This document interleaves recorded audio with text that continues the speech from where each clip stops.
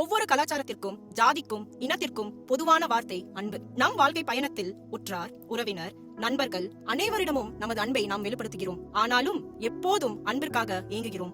ஏனெனில் மனித அன்பு நம்மை திருப்திப்படுத்துவதில்லை. வாழ்க்கையில் அனைத்தையும் பெற்றவர்கள் கூட என் வாழ்க்கையில் என்ன குறைவு, ஏன் எதுவும் என்னை பூர்த்தி செய்ய முடியவில்லை என்ற கேள்வியை கேட்கிறார்கள். அதற்கு காரணம் நாம் உண்மையான அன்பை தேடிக் கொண்டிருக்கிறோம். ஒரு புறம் மனிதன் இந்த இடைவெளியை அல்லது வெறுமையை நிரப்ப பல்வேறு மரபுகள், சடங்குகள், பழக்க வழக்கங்கள் போன்றவற்றை பின்பற்றி கடவுளை அடைய முயற்சிக்கிறான். மறுபுறம் சிலர் தங்கள் விருப்பங்களை பூர்த்தி செய்ய அன்பான உறவுகள், வாலிபர்கள் காதல் என்ற வழியிலும் போதை பழக்கங்கள், பணம், வெற்றி மற்றும் பிற இவ்வுலக இன்பங்களை தேடுகிறார்கள். ஆனால் இறுதியில் அதிருப்தி அடைந்து உடைந்து போகிறார்கள். என் இருதயத்தில் உள்ள வேதனைகளை புரிந்து கொள்ளவோ, எனக்கு அன்பு செலுத்தவோ, என் கண்ணீரை துடைக்கவோ யாரும் இல்லையே என்ற வேதனையில் தவித்துக் கொண்டிருக்கும் நமக்காக தேடி வந்த நபர் இயேசு கிறிஸ்து மாத்திரமே. இந்த போராட்டத்தில் இருந்தும் அடிமைத்தனத்தில் இருந்தும் மனித குலத்தை காப்பாற்ற பூரணமும் நன்மையுமான வாழ்க்கையை பெறுவதற்கான வழியை காட்ட இயேசு கிறிஸ்து நம்மை தேடி வந்தார். இயேசு மட்டுமே உண்மையான தெய்வமா? கடந்த கால வரலாற்றிலிருந்து இயேசு கடவுளின் அவதாரங்களில் ஒருவராகவும், தீர்க்கதரிசிகளில் ஒருவராகவும், ஒரு நல்ல போதகராகவும், ஒரு நல்ல மனிதராகவும் கருதப்பட்டாலும் அவர் மட்டுமே அனைத்தையும் படைத்தவர். அவர் மற்றவர்களிடமிருந்து எப்படி வித்தியாசமானவர் என்று நீங்கள் கேட்கலாம். மனித குலத்திற்கான விதிகளை உருவாக்கி நாம் அவற்றின்படி வாழ வேண்டும் என்று கடவுளாக பரலோகத்திலிருந்து மட்டுமே எதிர்பார்க்கவில்லை. மாறாக அவர் தனது எல்லா மகிமையையும் மிக உயர்ந்த இடத்தையும் விட்டு நம்மை போலவே மனித உருவத்தில் இப்பாவம் நிறைந்த பூமிக்கு வந்தார். அவர் நம்மை போலவே இருந்தும் எவ்வித பாவமும் மற்றவராக இருந்தார்.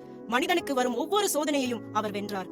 பாவமற்ற வாழ்க்கை வாழ்ந்தார். ஆனால் ஒரு குற்றவாளியை போல சிலுவையில் கொடூரமான சாவை ஏன் ஏற்றுக்கொண்டார் என்று எப்போதாவது நாம் யோசித்திருக்கிறோமா?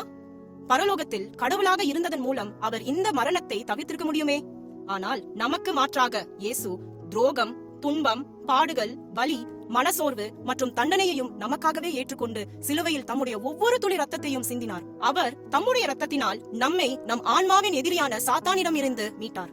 நாம் அவருக்கு விரோதமாக இருக்கும் போதே இயேசு கிறிஸ்து உயிரை கொடுத்ததின் மூலம் நம் மீது வைத்த தம்முடைய அன்பை நிரூபித்தார். அவரால் மட்டுமே நமக்கு ஒரு நித்திய வாழ்க்கையை தர முடியும். ஏனென்றால் வரலாற்றிலேயே மரித்து 3ஆம் நாள் உயிர்த்தெழுந்து இன்றும் என்றென்றும் ஜீவிக்கிற ஒரே தெய்வம் இயேசு மட்டுமே. சாவே இல்லாத ஒரு நித்தியமான தேவனால் மட்டும் தானே சாவாமை உள்ள ஒரு நித்திய வாழ்க்கையை கொடுக்க முடியும். இந்த உயிர்த்தெழுதல் உண்மையை யாரும் ஒரு கட்டுக்கதை என்று மறுக்கவோ நிராகரிக்கவோ முடியாது.